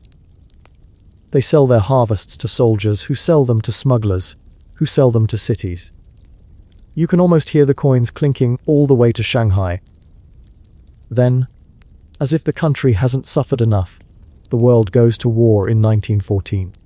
China sends laborers to the front lines in Europe, not soldiers, but workers, to dig trenches, move supplies, and die quietly in foreign mud. When the war ends, the Treaty of Versailles delivers a final insult. Germany's seized Chinese territories are handed to Japan. The outrage that follows sparks the May 4th movement of 1919. Students flood Tiananmen Square, not the one you know, but an earlier echo of it, shouting for national pride, science, and democracy. It's a protest against foreign domination, yes, but also against opium, feudalism, and everything that had made China weak. One banner waves above the rest. Down with the old world. From this movement, new ideas blossom. Marxism, feminism, industrialism. China becomes a laboratory of ideologies. Somewhere among the crowds, a young librarian named Mao Zedong listens quietly, taking notes. He doesn't speak much yet, but you can feel the gravity gathering around him. Through the 1920s, warlords fight, cities rise, and opium still whispers through alleyways. Despite reform efforts, addiction remains rampant. The League of Nations estimates millions still use it, an empire's ghost that refuses to die. Meanwhile, the Nationalist Party, Kuomintang under Chiang Kai-shek takes up Sun Yat, sends mantle, vowing to reunite the nation. With Soviet aid, and a rising communist movement at his side for now, Chiang launches the Northern Expedition in 1926. You watch the armies march north, banners flapping, trains loaded with rifles, dreams heavier than steel. By 1928, Beijing falls. China is, technically, reunified. Fireworks burst. The nationalists declare victory. But beneath the triumph lies the same old wound: opium profits, corruption, and foreign concessions still bleeding the nation dry. Historians still debate whether this was progress or illusion. Maybe both. You can sense the exhaustion in the people, the same fatigue that once doomed the Qing. The revolution gave them hope, but hope doesn't fill stomachs or cure addiction. And yet, if you look closely, you see something the Qing never had. A restless confidence, the kind that grows only in people who've lost everything and still decide to stand up again. The opium smoke is thinning, but its scent lingers, reminding them what submission costs. As night falls over Shanghai, you wander past jazz clubs and neon signs, past rickshaws and Model T cars, past students reading Karl Marx by lamplight. The contradictions are everywhere. Tradition beside modernity, despair beside rebirth. You realize you're walking not through a ruined empire anymore, but through its afterimage. One still haunted by opium, yes, but also fueled by the defiant belief that the past can't win forever. You drift into the 1930s, and China feels like a film reel stuck between frames, half shadow, half light. The Qing dynasty is long gone, but its ghost still lingers in every ritual, every corrupted official, every addict's sigh behind a bamboo curtain. You step through the streets of Shanghai, the Paris of the East, and it feels like two worlds colliding in one city. Jazz music hums through the French concession, while warlords extort merchants 2 streets away. Western cars glide past rickshaws, and neon signs in English blink over opium dens lit by oil lamps. You pass a theater where a silent film plays, its audience a mix of tuxedos and torn shirts. A strange, seductive balance of decay and progress. You glance up at a massive billboard of Chiang Kai-shek, broad shoulders, stern gaze, and the slogan, "A new life for China!" But behind the poster, the real China is starving. The nationalist government is stretched thin, fighting bandits, inflation, and the very corruption it pretends to cleanse. Still, the greatest enemy isn't domestic, it's rising across the sea. Japan. Historians still argue whether Japan's ambitions were inevitable or opportunistic. But to you, it feels like watching a wolf circle a wounded deer. The Japanese army, modern and ruthless, has been testing China's defenses for years. Then, in 1931, they strike. An explosion on a railway near Mukden gives them the pretext they need. Within weeks, Manchuria falls. You stand on a snowy hill outside Harbin as Japanese soldiers march past. The banners of the rising sun wave over frozen villages. China's protests at the League of Nations are met with silence and sympathy. But no help. You can almost hear the echo of Britain's laughter from a century earlier. By 1932, Japan installs a puppet regime, Manchukuo. And who sits on its throne? None other than the last emperor, Pui, dragged from obscurity and dressed up as a figurehead for Tokyo's empire. You imagine him staring into the mirror each morning, wondering how many times a man can lose the same country. Meanwhile, opium still circulates like blood through China's veins. Warlords tax it, gangsters trade it, and even government officers secretly protect it. The nationalist parties, Opium Suppression Bureau, becomes infamous for doing the opposite of its name. But in the shadows, something new is forming. Deep in the countryside, the communists, driven underground by Chiang Kai-shek's purges, are rebuilding their strength. You follow them into the misty mountains of Jiangxi, where Mao Zedong speaks to peasants around campfires. His words are sharp but calm, almost hypnotic, about equality, dignity, and a world without foreign masters or opium lords. You can feel the spark catching again. Chiang sends armies to crush them. Hundreds of thousands of soldiers marching against what he calls bandits. The communists retreat, but it's no ordinary retreat. You watch them march across rivers, snowfields, and deserts for nearly a year. The Long March. Nearly 6,000 miles of hunger, disease, and death. Only a fraction survive, but those who do carry an unbreakable faith in their cause. When they finally reach the caves of Yan'an in 1935, Mao is no longer just a commander. He's the voice of a movement. You take a breath. The opium fog of the Qing era has turned into something else now. An ideological haze, thick with competing visions of China's soul. One side clings to the past, another dreams of revolution. Both claim to love the nation. Both are willing to burn it for salvation. Then, 1937. The year the world stops pretending. Japan launches a full invasion. You hear the thunder of artillery, the whistle of bombs. Cities crumble, Beijing, Tianjin, Nanjing. In Shanghai, the sky itself seems to catch fire. The nationalist forces fight bravely, but are outgunned and outmaneuvered. And then comes the horror, the Nanjing massacre.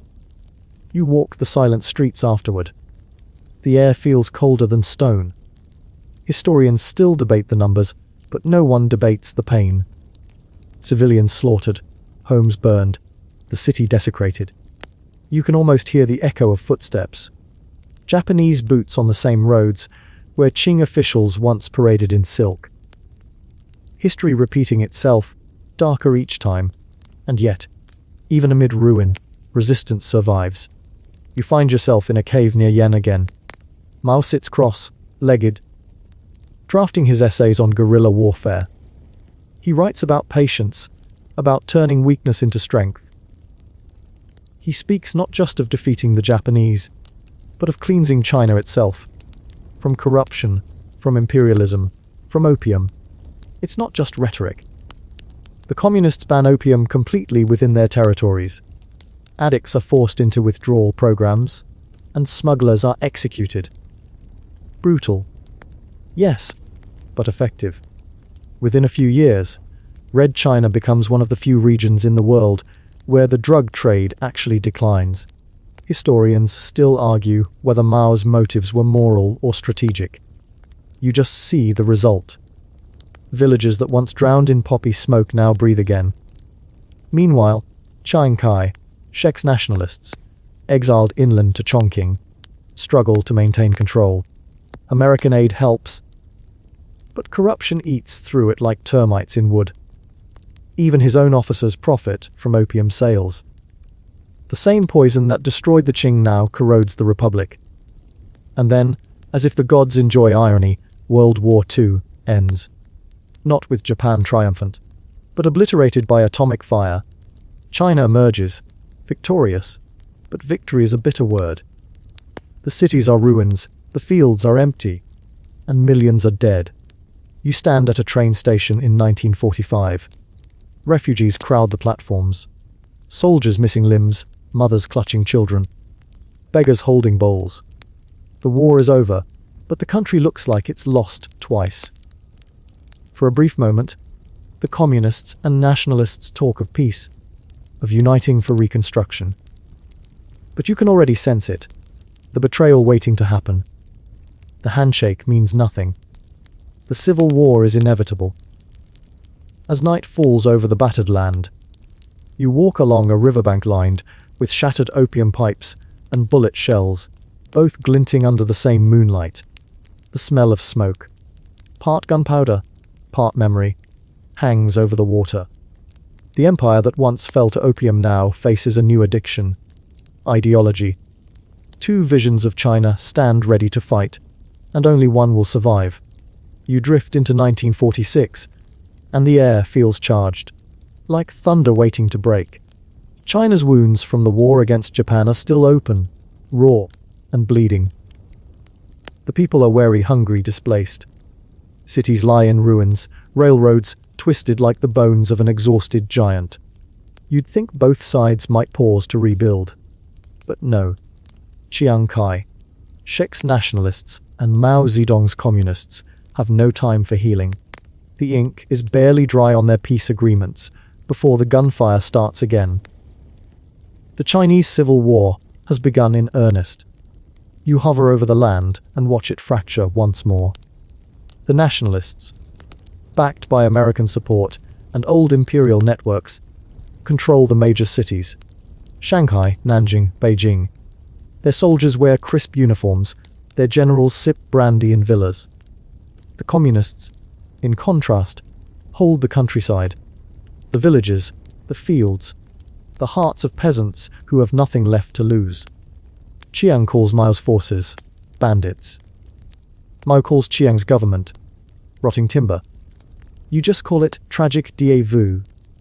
Historians still debate whether this war was avoidable. Maybe it wasn't. Maybe the opium that once dulled the empire's nerves had been replaced by something far stronger: hatred, pride, and an unrelenting hunger to control China's destiny. You walk through a peasant village in Shaanxi. The people whisper about Mao like he's a saint. He promises them land, education, dignity. They've heard those promises before, from emperors, from republics. But this time it feels different. Mao's men actually deliver. They seize landlord estates, redistribute fields, teach reading and hygiene, and, crucially, eradicate opium crops. Gone are the poppy fields that once painted the hills red. Now, farmers plant wheat and rice. Addiction is treated as a social disease, not a moral failing. Even addicts are rehabilitated through labor and detox, not just punishment. For the first time in over a century, parts of rural China are free from the drug that once enslaved them. Meanwhile, in nationalist-controlled areas, things fall apart. Inflation explodes. A bag of rice costs more than a month's wages. The government prints money like it's wallpaper, and corruption eats through every level of authority. You can almost see Chiang pacing in his marble office in Nanjing, surrounded by maps and nervous aides. His soldiers are tired, his allies uncertain, his people starving. He believes he's fighting to preserve China's soul, but the soul he's protecting has already slipped away. By 1948, the tide turns. The communists, disciplined, relentless, and now armed with captured weapons, begin sweeping across the country. Cities fall one after another: Harbin, Shenyang, Tianjin, Beijing. Each victory feels less like conquest and more like inevitability. You stand in the frozen fields near Huaihai in late 1948, the decisive battle of the war. Over 500,000 soldiers clash across a landscape of mud and smoke. The communists win not just with strategy, but with willpower and peasant support. When it's over, the nationalist army is shattered, demoralized, retreating south like ghosts of a lost order. By 1949, it's done. You drift to the edge of the Yangtze River. On one side, Mao's forces prepare to cross. On the other, the last remnants of the old regime prepare to flee. Chiang Kai, Shek boards a plane to Taiwan, his face grim. his eyes fixed on the mainland fading below. He vows to return one day, but deep down, he knows history doesn't offer second chances. Then, on October 1st, 1949, you find yourself in Tiananmen Square. Mao stands atop the Gate of Heavenly Peace, wind fluttering his coat. Before a sea of faces, he declares, "The People's Republic of China is founded." Cheers erupt. Millions crying, laughing, shouting, believing. The sound echoes across valleys and mountains. The empire that once drowned in opium smoke has been reborn in revolution's flame. But you know better than to trust first chapters. The communists take power with promises of equality and renewal. And, at first, they deliver. Land reforms redistribute wealth, literacy campaigns spread education, and a brutal but effective anti-opium crusade begins. It's unlike anything the world has seen. In city after city, addicts are rounded up, not for execution, but for reformation. They're placed in work camps, detox centers, or public confession rallies. The drug trade, once the lifeblood of warlords and foreign merchants, is methodically strangled. Dealers are executed. Fields of poppies are burned, their ashes used to fertilize rice. By the mid-1950s, the impossible happens. China, the same land that once consumed half the world's opium, becomes one of the only nations nearly free of it. Historians still debate how many lives were saved or ruined. In the process, the campaign is harsh, merciless, but effective. Addiction rates plummet. Smugglers vanish. The sick man of Asia, as Western newspapers once sneered, suddenly looks frighteningly healthy. And yet, in erasing the drug, the regime replaces it with another kind of control. The people learn new habits: obedience, conformity, silence. You can sense it in the way workers march in perfect lines, in the way students recite Mao's slogans like prayers. You wander through a factory in Shanghai. Red banners hang from the ceiling. "Work is glory! Serve the people!" The air smells of iron and sweat. The opium pipes are gone, but the trance remains, this time induced not by smoke, but by ideology. It's hard not to admire the transformation, even if it feels a little chilling. A century ago, China was carved, humiliated, and addicted. Now it stands united, defiant, purged of its poison, but at a heavy cost. In 1958, Mao announces the Great Leap Forward. He promises to turn China into an industrial superpower overnight. Steel furnaces sprout in backyards, crops are collectivized, and quotas replace logic. But the leap is too far. The result: famine, chaos, millions dead. You walk through silent fields where rice stalks grow thin and brittle. The irony hits hard. An empire once destroyed by indulgence now suffers from overzealous purity. From one kind of addiction to another, each claiming to save China, each pushing it to the edge. Still, the people endure. Always, they endure. The opium fields are gone, but the memory of them lingers. In stories, in bones, in the cautious way parents watch their children grow, knowing what their ancestors once lost. You can feel it even in the wind. A quiet resolve, born from centuries of pain. You think of the empire that fell to opium, of the republic that drowned in corruption, of the revolution that rose from both. Every step of China's story has been shaped by the same question: how much must you destroy to rebuild? The answer, it seems, is always everything. You drift now into the early 1960s, and China feels like it's learning how to breathe again. Slow, uncertain breaths after the suffocation of famine. The Great Leap Forward has ended in tragedy, leaving behind millions of ghosts that no one dares to count aloud. You can almost feel them in the wind that moves through the silent fields where once poppy hills now lie barren. The opium is gone, but so too is the illusion that revolution alone can feed a nation. Mao retreats from the spotlight for a time, licking his political wounds while others, like Liu Xiaoqi and Deng Xiaoping, step forward to restore order. You find yourself in a countryside commune where peasants, once starved by policy, now quietly return to planting their own plots of rice and corn. The rhythm of survival hums softly again, and for the first time in generations, China's people begin to live without the shadow of opium hanging over them. The dens are gone, the dealers executed or reformed, and the addicts, those who survived the brutal detox years, now sober, rebuilding lives from fragments. Historians still argue whether Mao's anti-opium purge was driven by compassion or control. You can feel it was both. The people are free from the drug, but chained by ideology. It's a new kind of high, belief instead of bliss.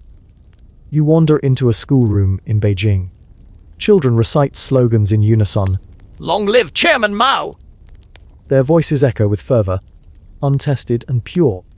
On the walls hang portraits of smiling workers, soldiers, and peasants. No emperors, no saints, just the people. But the calm doesn't last. It never does in China's story. By 1966, Mao strikes again. Not with opium, not with armies, but with ideas sharp enough to draw blood. The Cultural Revolution begins, and the nation convulses. You can almost hear the thunder rolling through cities and villages alike. Students don red armbands and become red guards, zealots for purity. They denounce teachers, smash temples, burn books, and accuse parents of treason. The chaos feels familiar, like a fever that once took the empire during its opium sickness. Except this time the intoxication comes from ideology. You watch crowds wave the little red book as if it was sacred scripture.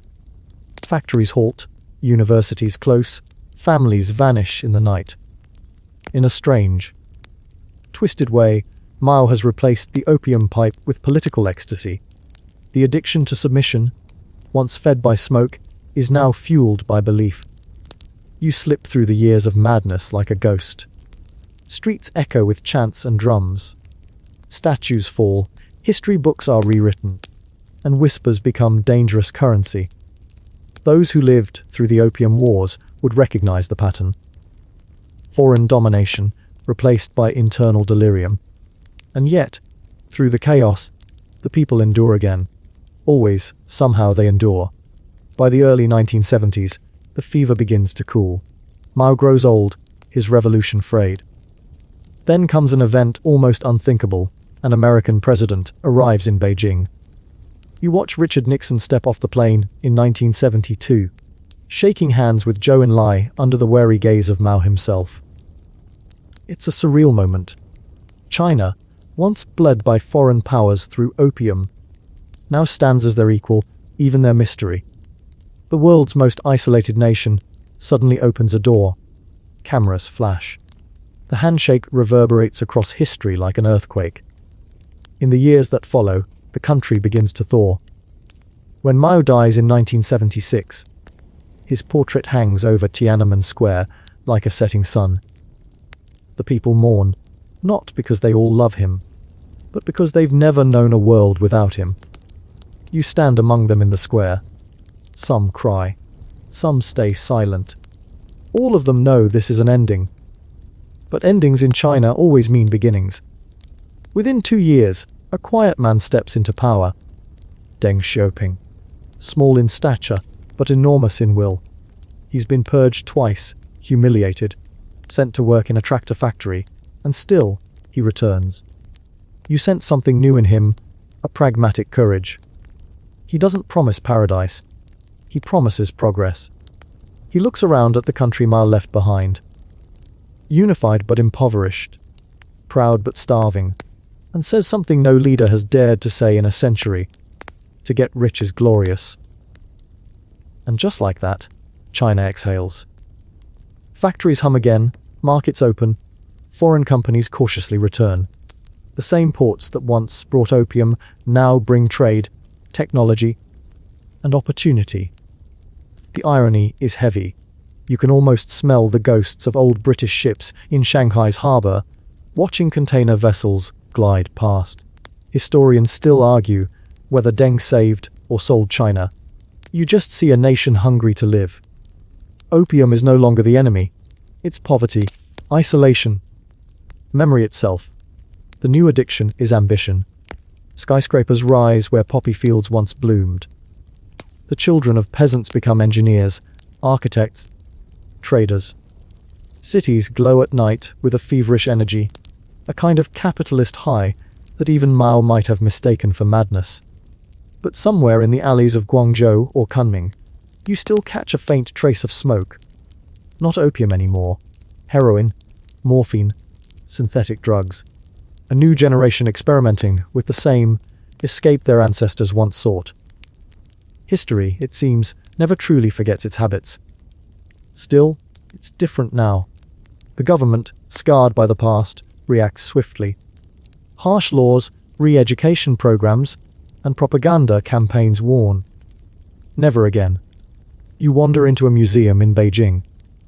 Behind glass sits an old opium pipe, cracked and blackened with age. The placard beneath reads, "The poison that humbled a nation." A school group gathers around, their teacher explaining in quiet reverence how foreign greed and domestic weakness once nearly erased them. The children listen, wide-eyed. You realize then that China's greatest transformation isn't material.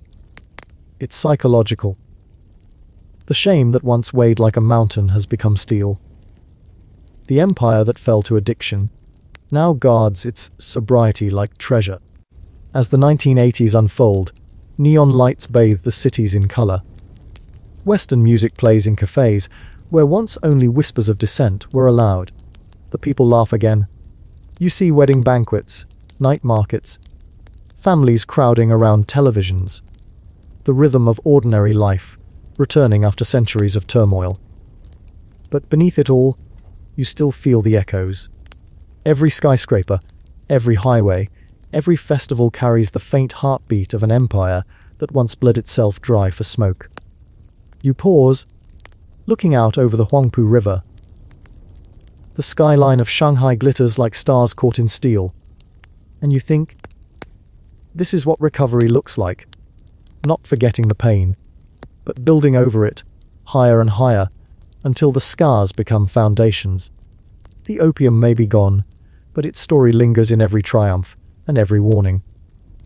You move through the 1990s now, a time when China's pulse quickens again. This time not from addiction, but from momentum. Neon light streaks across the glass towers of Shanghai. The air smells of gasoline and ambition. You stand on the Bund, where once foreign merchants peddled opium, and now Chinese businessmen in crisp suits negotiate billion-dollar deals over coffee. The irony isn't lost on you. It's poetic, almost cruel, how history loops back on itself. You remember those British ships anchored here a century ago, their holds filled with a poison that made China kneel. Now, the ships coming in bring electronics, cars, and luxury goods, and the world kneels for China's cheap labor and booming market. The empire may have fallen long ago, but the civilization beneath it has found a new kind of power, economic, industrial, unstoppable. Still, that power carries a whisper of the old curse. Addiction hasn't disappeared, it's only changed flavor.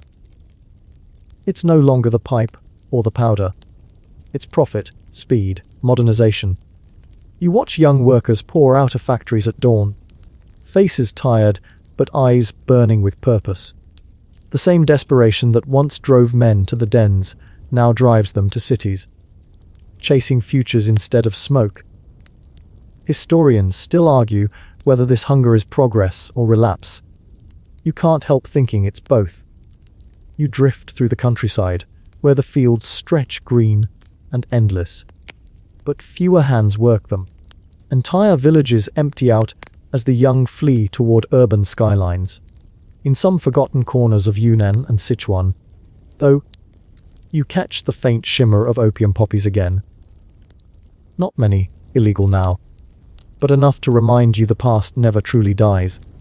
Farmers here whisper about poverty and temptation. They remember the stories told by their grandfathers. The wars, the punishments, the detox campaigns.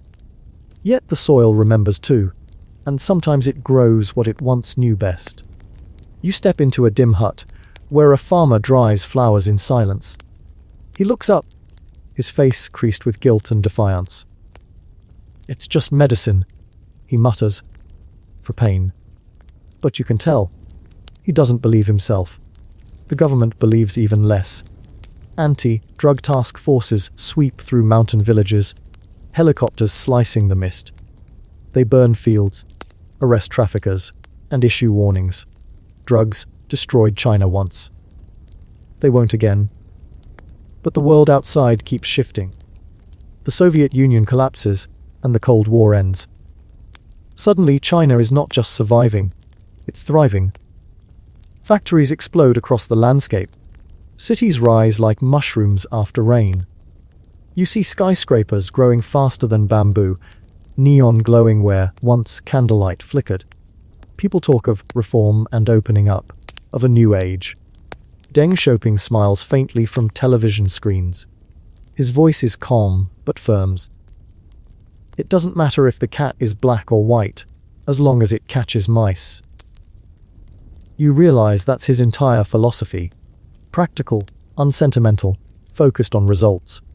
And those results are everywhere. The economy surges. Millions leave poverty behind. A generation grows up believing not in opium or revolution, but in education, work, and wealth. The Great Wall no longer keeps enemies out. It keeps the past at bay. You stroll through a Beijing university campus, where students debate globalization and philosophy in the same breath. One of them quotes a new saying, "China has stood up." You feel the truth in it.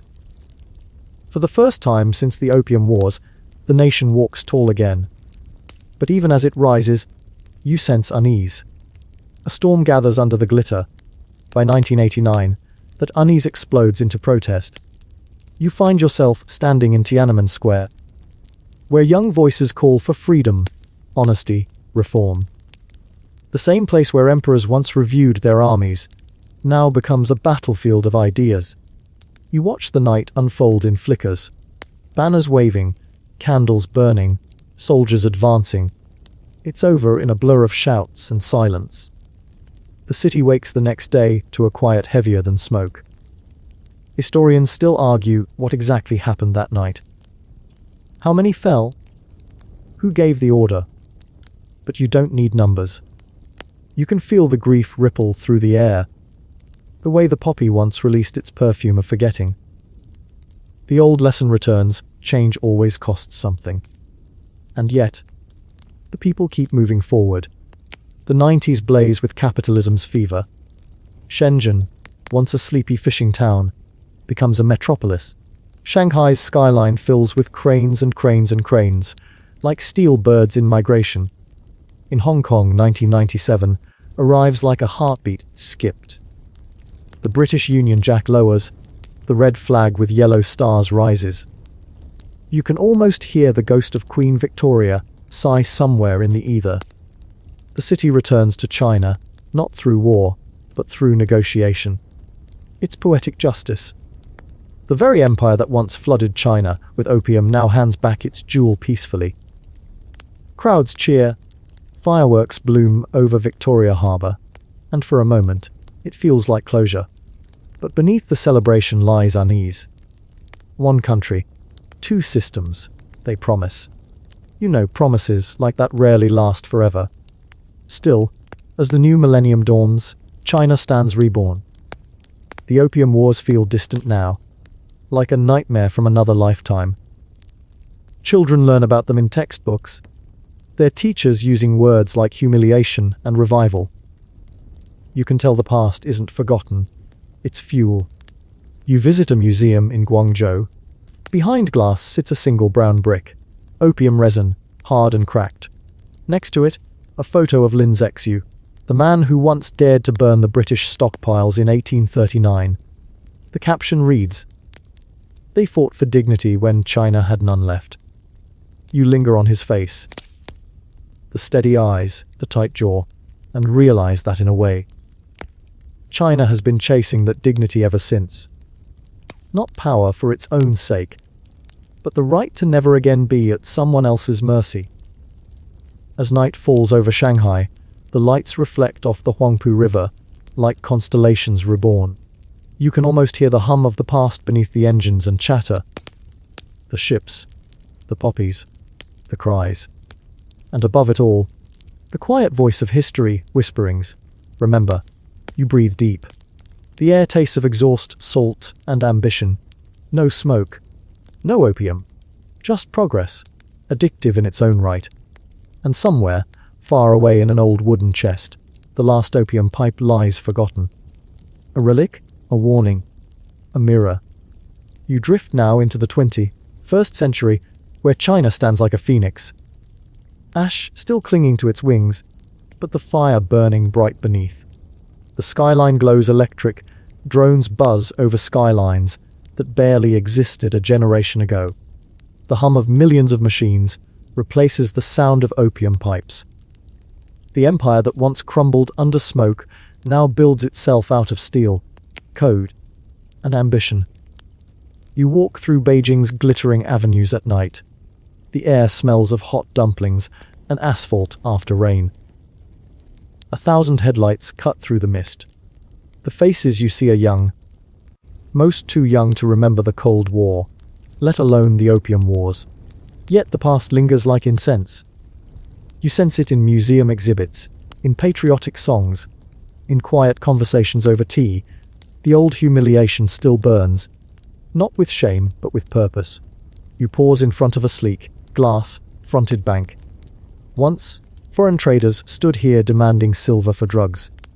Now, Chinese investors buy the world's debt. It's the mirror image of the 19th century, history flipped upside down. The same civilization that was forced to its knees by opium now lends money to the descendants of its old conquerors. Historians still argue whether this transformation is redemption or revenge. You suspect it's both. You journey south to Guangzhou, where ships still come and go as they did in Lin Zexu's day. The cargo is different. Smartphones, microchips, electric cars. But the rhythm is the same trade, ambition, movement. The world now depends on what China makes. The irony is almost musical. Yet beneath the triumph, you hear another sound. The old whisper of dependence. This time not on drugs, but on speed, productivity, and endless growth. A new addiction has taken root, progress at any cost. You watch workers in the Pearl River Delta, laboring under neon lights that never dim. They build the world's future, one circuit board at a time, and you wonder, have they traded one master for another? Is it possible that the empire destroyed by opium has returned as a nation intoxicated by success? In some corners, the echoes of the old poison still stir. The Golden Triangle, that jungle wedge where Laos, Myanmar, and Thailand meet China's border, remains one of the largest drug-producing regions on Earth. Heroin moves silently across borders, and though China's crackdown is relentless, the trade mutates. Synthetic narcotics, fentanyl, designer highs. The chemicals are new, but the craving is ancient. You find yourself walking along the Mekong River, watching patrol boats slice through the water. Officers in dark uniforms scan the banks, their flashlights catching the ghosts of history. Shadows of smugglers, warlords, and broken souls who once trafficked the same poison. You can almost hear the echo of the opium den. The coughs, the whispers, the sighs of those lost in the dream. And yet, for every shadow, there is light. In Yunnan province, farmers now grow coffee instead of poppies. The government pays them to replace addiction with industry. Children run through fields of green beans instead of white flowers. You can feel the quiet pride there, the sense that at last, the land has broken its curse. You wander into a small village cafe. A grey, Haired man pours tea and smiles. He tells you his grandfather was once an addict, his father a soldier who burned opium fields. Now, he says, tapping his chest, we'll burn memories instead. It's a simple sentence, but it feels like an entire nation speaking through him. Back in Beijing, skyscrapers pierce the clouds. The Great Hall of the People gleams under floodlights. Politicians speak of national rejuvenation, the Chinese dream. The phrase rolls through the air like incense through a temple. Vague, fragrant, powerful. You can sense the circle closing. The nation that once begged foreign traders to stop selling poison now stands tall, demanding respect, influence, and space on the global stage. The lesson of opium isn't forgotten. It's encoded in every policy, every suspicion of outside interference, every cautious treaty. The empire that died by smoke now rules by memory. You drift westward, over deserts and mountains, tracing the old Silk Road reborn as the Belt and Road Initiative. Roads, ports, railways, all spreading from China like arteries. Centuries ago, the route carried silk and porcelain. Then came opium and guns. Now it carries steel, fiber optics, and ambition. The pattern is clear. China doesn't erase its past, it repurposes it. And you, hovering like a ghost through this long story, realize something profound. Every empire that falls leaves behind a lesson. Rome left law, Britain left trade, China left endurance. The Opium Wars shattered an empire, but forged a nation that learned never to be conquered again. As the night deepens, you find yourself standing once more by the sea, the same coast where the first opium ships once anchored. The waves are dark, the wind cool. The city lights behind you glow like constellations reborn. You listen, to the surf, to the hum of faraway engines, to the silence that follows centuries of noise. And slowly, the noise fades. The Empire's ghosts begin to dissolve the foreign gunboats, the addicts' sighs, the burning fields, the crimson banners. All of it drifts into mist. What remains is the rhythm of breathing, a nation's steady, patient inhale after so many years underwater. You think of Lin Zexu again, his letter to Queen Victoria, his lonely defiance. He never lived to see victory, but he believed the poison would not last forever. He was right. Now, in the hum of a modern city, you hear his answer echo through time. Heaven sees. Heaven knows. You smile. You whisper the final truth to yourself. Empires can be destroyed by opium, but nations, if they endure the pain, can be reborn by memory. The lights dim. The sounds soften. You breathe slower. The story of China, the empire that once drowned in smoke and rose through fire, settles gently in your chest, like embers cooling after a storm. And as your eyelids grow heavy, you realize you've been following this journey all along. Not as a historian, but as a dreamer, tracing the path from ruin to rebirth. So, let go now. Let the noise of the city become the lullaby of centuries. The waves hush the past to sleep. The empire has fallen, yes, but the civilization endures. Always. Sleep well, traveler. You've made it to the end. The lights fade slower now. You can feel the stillness stretching across the centuries like silk. The storm has passed. The ships are gone. And the harbor lies calm under a silver moon. Take a deep breath. Inhale the quiet. Exhale the memory. You've walked with emperors and peasants, addicts and revolutionaries, dreamers and tyrants. You've seen how one substance, just a flower turned to smoke, could twist the fate of millions.